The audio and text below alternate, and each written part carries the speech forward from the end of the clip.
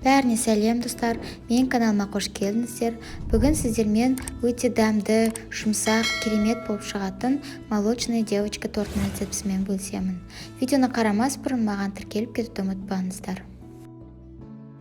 Ең алдымен тортымыздың қамырын жасаймыз. Бөлме температурасында тұрған сары май, жұмыртқа және де сгущенканы барлығын осы миксермен жақсылап араластырамыз.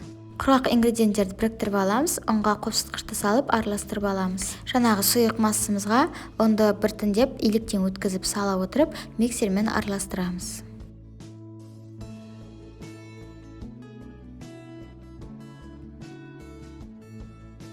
Мінекей осындай қамыр шығуы керек. Енді пергамент қағаздарға осылай форма жасап аламыз. Видеода көрсетілгендей осылай форманың көмегімен жасасаңыз да болады, немесе ручкамен осылай дөңгелек етіп керек формаңызды сызып алсаңыздар болады. Әр пергамент қағазына шамамен 2-2,5 ас қасық салып, осылай барлығын жеткізіп жағып шығамыз. Қамырды қызып тұрған пеште 180 градуста шамамен 5-7 минуттай пісіріп аламыз. Мінекей корждарымыз дайын болды. Енді осылай тортымызды жинаған кезде тегіс болу үшін осылай арнайы кольцомен жан-жағын осылай алып шығамын. Немесе пышақпен кесіп шықсаңыздар болады. Енді тортымыздың кремін жасаймыз. Ол үшін салқын клейгейге қант ұнтағын қосып, жақсылап миксерлейміз. Клейгей міндетті түрде 33-35% болуы қажет.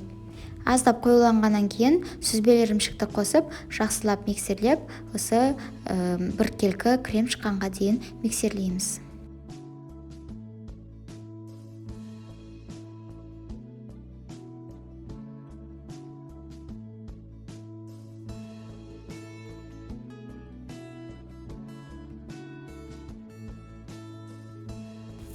Мінеге креміміз дайын болды. Осындай өзінің формасын ұстайтын креміміз шығып қажет. Енді тортымызды жинаймыз. Ең алдымен осылай астына аздап крем жағып алғанымыз дұрыс болады, өйткені тортымыз жылжып кетпеуі керек. Мен тортты осындай арнайы кольцоға жинаймын, немесе ондай болмаса жай ғана крем жағып та жинасаңыздар болады. Әр коржға шамамен 2,5-3 ас қасық крем жағып шығамыз.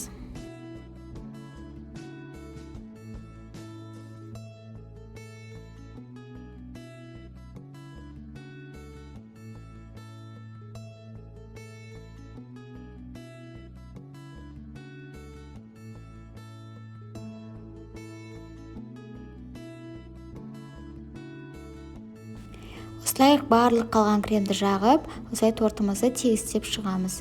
Енді тортымыз дайын болды. Тоңазытқышқа шамамен кемінде 2-3 сағатқа қойып қоямыз. Енді осы тортқа вафельный крошка жасаймыз. Ол үшін бөлме температурасындағы сары май мен қант ұнтағын және де жұмыртқаның ақуызын барлығын қосып, миксермен жақсылап араластырамыз. Ұнды иліктен өткізіп, қосып барлығын жақсылап араластырамыз. Мінекей осындай қамыр шығуы қажет. Енді пергамент қағазымызға осы қамырды шпательді немесе қасықтың көмегімен жұқалап, жақсылап жағып шығуымыз қажет. Қызып тұрған пеште 160 градуста шамамен 5-10 минут пісіріп аламыз. Мінекей осылай сәл қызарып пісуі қажет. Енді осылай қолмен барлығын уатып, целлофан мешочкке салып үгітетін боламыз. Мінекей тортымыз тоңазытқышта 2 сағат тұрды. Енді осы жаңағы вафельный крошкамен осы тортты жан-жағына салып әдемілейтін боламыз.